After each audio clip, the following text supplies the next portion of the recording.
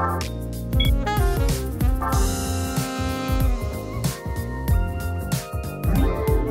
there, it's Derek here from Pacific Coast Auto in Japan. We're looking at a 2006 Suzuki Every. This one here with the turbo 660cc engine.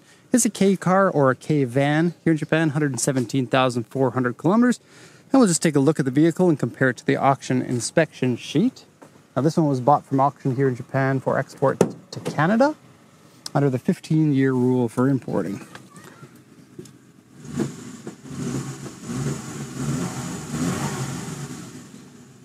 Okay, you can see 117,400 kilometers at the time of shooting. Mechanically, everything looks okay. The oil looks a bit dirty, so you're going to want to get that changed. And it's actually discolored the dipstick a little bit, so it might have been kind of dirty at various times throughout its life. Just letting you know. I'll come back to the interior in a sec, but we'll check the auction inspection sheet first. So this is the guide to the vehicle condition from the auction. So the seller writes these parts, and then the inspector at the auction writes this part and this part. So I'll quickly translate this from Japanese into English for you. It's a 2006 Every Wagon PZ Turbo Special. And the special version probably has the niceties like the heated seats and the power sliding doors on both sides and maybe a few other things. Maybe some nice wheels, even though these wheels that come on it look like an aftermarket wheel.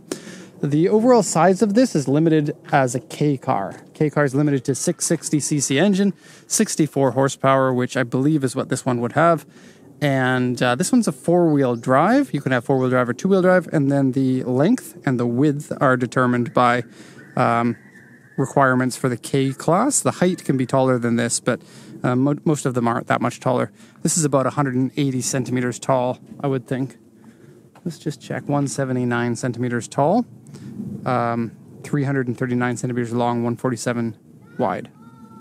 And 147 wide, that's really narrow. A regular car is about 180, so this is about 30 centimeters narrower than a regular car.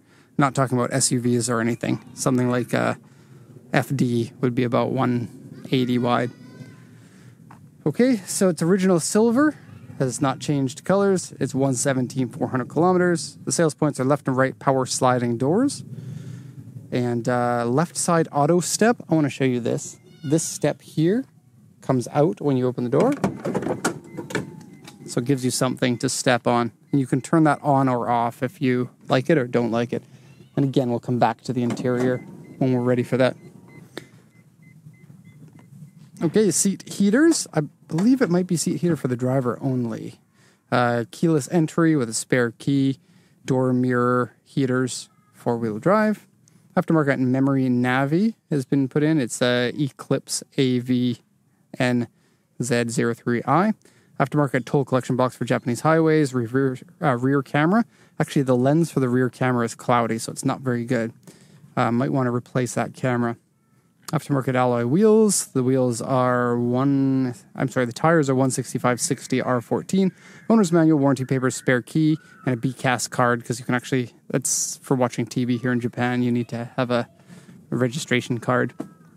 And then small scratches, small dents. Interior is slightly dirty and scratched. And then the body on here, really the only mark that was really worth mentioning was this U2 right here. And I'll show that to you in a second. Now, this seller had a lot to say about the van. It was, sorry that took so long, but let's have a look around it. The little toaster. It's the brave little toaster. I think it would be so funny if people remember that Disney movie from, the 90s? To mock one of these up to look like the brave little toaster, or to have Itasha-style designs to look like that.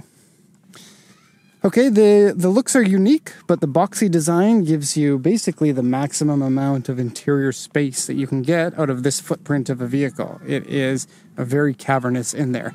K cars are required to have a maximum seating capacity of 4 people, and so this one is a 4-seater. You can't get them as 5-seaters.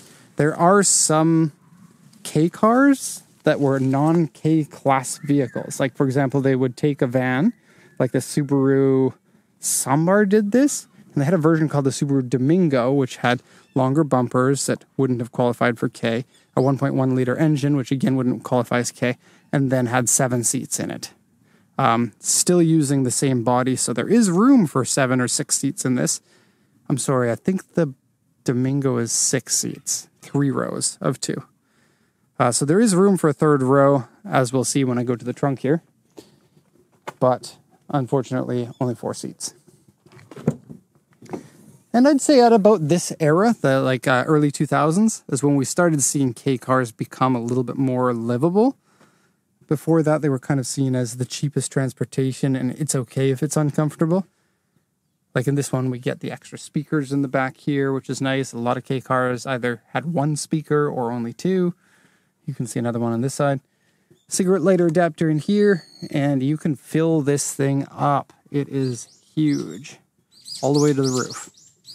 And then a foldable cup holder, center console. I'll just put that down for now.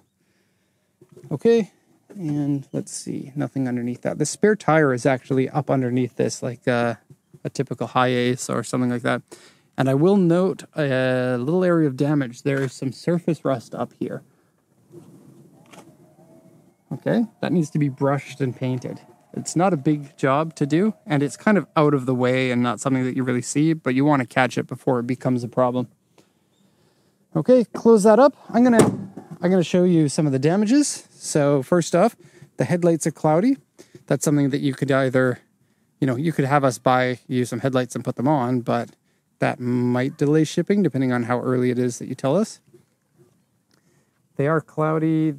This can also be polished if that's an option once it lands. But you can see there's like these micro cracks in it. Those can't polish out.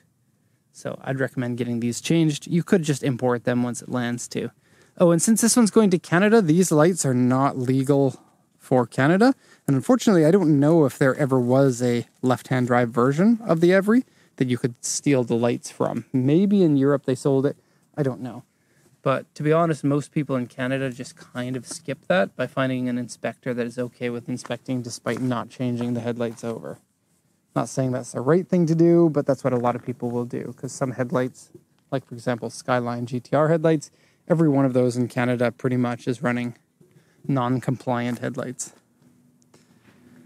Okay, so going down the side here, it's all quite good. There's a tiny little dent right here, but as you can see, this is the repainted section. Well, the auction sheet says that W2, which means repainted. It doesn't look bad at all to me, so quite nice. K cars sometimes are a bit neglected compared to other cars because they are a lower class vehicle and they cost less, and people, tend to keep things in better condition if they're more pricey. But this one looks like it was really well cared for. Here's the dent, the U2 that I was talking about, and there's some touch-up paint on it as well. Okay, looks like they kind of hit this light and broke it, and here, and then replaced that light. Okay, this side here is also pretty good, but it does have a couple of things. There are some minor scratches here. All of the door handles have scratches inside them. There's a minor scratch there, and then there's some fade coming off of the mirror. It's due to hard water here in Japan can affect your paint. I don't know why, but the rain here is much dirtier. Like, you would not drink rainwater here in Japan unless you were going to die without it. Okay, so this door handle is a little hard to pull. You have to give it a sharp pull. That's not the way it's supposed to be. There may be some sort of an adjustment that you can make to make that easier. Okay, entry and exit is easy. The seat is actually up nice and high because it's above the engine. So it gives you a good seating position for visibility. And there's really nothing else out there that's as easy to drive in terms of visibility as this is. And K vehicles also tend to have a very tight turning circle. So if you're ever worried about that, the K vehicles are fantastic. Okay, so have a look here. The seats are nothing special. Driver's seat is a little bit saggy. Okay. You can see right here a sag line and then a little bit of a loose fabric. Steering wheel has a little bit of sun damage on it and a bit of a weird little gash right here. Okay, gauges are very simple. You get a tachometer, which is more than can be said about many of these K cars. And then buttons for opening the doors, turning on and off the auto step, and then seat heater, just a single button. So I'm not sure if you press this, it's only the driver's seat, or if the driver and passenger both go on, and then no temperature setting for it.